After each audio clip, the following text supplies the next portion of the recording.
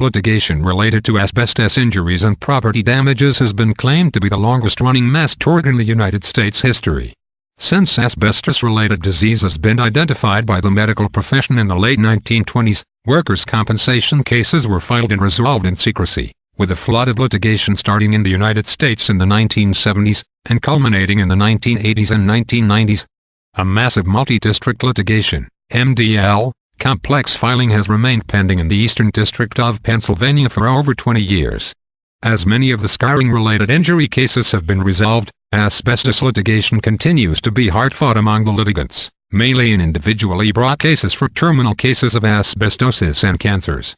According to the Environmental Working Group Action Fund, 10,000 people die each year from asbestos-caused diseases in the United States, including 1 out of every 125 American men who die over the age of 50. The Environmental Protection Agency, EPA, has no general ban on the use of asbestos.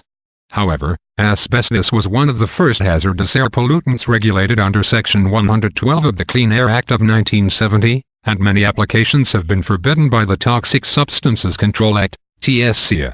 According to a September 2004 study by the American Journal of Respiratory and Critical Care Medicine, asbestos is still a hazard for 1.3 million United States workers in the construction industry and for workers involved in the maintenance of buildings and equipment.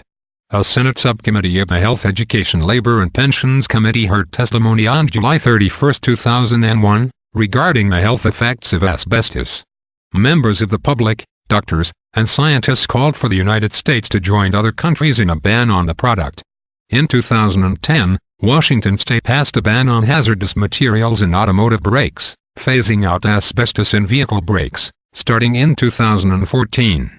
For more information about asbestos litigation, please visit mesothelioma.guide.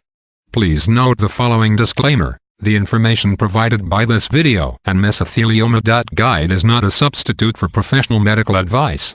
Although reasonable care is used in compiling information, no warranty is made to its accuracy. Consult a doctor or healthcare provider for diagnosis and treatment of medical conditions.